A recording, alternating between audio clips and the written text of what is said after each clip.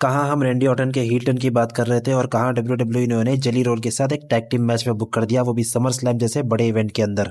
अगर बात करें रोमन रेंज की तो द ओटीसी 1 का धमाकेदार रिटर्न तो हो चुका है और आप लोग एक्साइटमेंट भी हो गए रोमन रेंज के समर स्लैम के स्टेटस को लेकर कि रोमन का सिंगल्स मैच होगा ब्रॉन ब्रेकर के साथ। तो थोड़ी सी अपनी एक्साइटमेंट को कम कर लो, क्योंकि रोमन कम्पीट तो करेंगे लेकिन कोई सिंगल्स मैच में नहीं, बल्कि वो हो सकता है tag team match Bron Breakker और ब्रॉन्सन रीड के अगेंस्ट। 2 नाइट्स का इवेंट होने वाला है इस बार का समर स्लैम और डब्ल्यूडब्ल्यूई ने कुछ धमाकेदार मैचेस बुक कर दिए हैं, जैसे Gunther with CM Punk for the world heavyweight championship. इस मैच के रिजल्ट को लेकर एक इंटरेस्टिंग स्पेकुलेशन है, तो कुछ ही देर में बात करते हैं इसके बारे में। अनडिस्प्यूटेड चैंपियनशिप के लिए John Cena versus Cody Rhodes का स्ट्रीट फाइट मैच। उसके बाद Randy Orton and Jelly Roll versus Drew McIntyre and Logan Paul. Randy की बुकिंग को लेकर डिसअपॉइंट हो यार मैं। नेक्स्ट मैच की बात करूं तो Solo Sikoa versus Jacob Fatu steel cage match for the United State championship. Bloodline के बंदे इस मैच में क्या पसड़ मचाते हैं, देखना इंटरेस्टिंग होगा।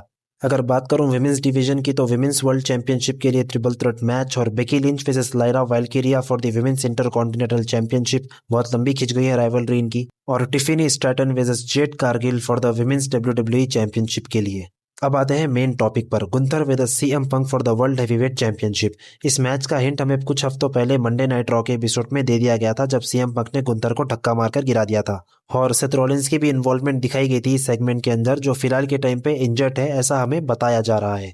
सैटरडे नाइट मेन इवेंट के अंदर इंजर्ड होने के बाद सेथ रॉलिंस रिच एल्सन के शो पर अपीयर होते हैं और उनसे उनकी नी इंजरी के बारे में पूछा जाता है। तो सेथ रॉलिंस ये बताते हैं कि मेरी नी में जो है वो सूजन थी, तो डॉक्टर्स ने मुझे चेक नहीं किया है अभी। और वो ये भी बताते हैं कि जहां तक मैं अपनी बॉडी को जानता हूं, मुझे एक एक्सटेंडेड पीरियड टाइम लग सकता है अपनी नी इंजरी को रिकवर करने में और डब्ल्यूडब्ल्यूई में वापस कम बैक करने में। और जब सेथ रॉलिंस की इंजरी के बारे में पॉल हेमन से पूछा जाता है, तो पॉल हेमन ये बताते हैं कि सेथ रॉलिंस के पास नेक्स्ट ईयर जून तक का टाइम है अपने money in the bank briefcase को कैश इन करने के लिए। और जब डब्ल्यूडब्ल्यूई के क्रिएटिव हेड ट्रिपल एच से इस बारे में पूछा जाता है, तो वो सिर्फ इतना बताते हैं कि हाँ भाई, बंदे के साथ कुछ मेजर प्रॉब्लम तो है। मतलब समझ रहे हो, हमें ये नहीं बताया जा रहा है कि सेथ रॉलिंस की नी के साथ एक्चुअल प्रॉब्लम क्या है। हमें सिर्फ ये पट्टी पढ़ाई जा रही है कि सेथ रॉलिंस डब्ल्यूडब्ल्यूई से लंबे टाइम के लिए बाहर हो चुके हैं।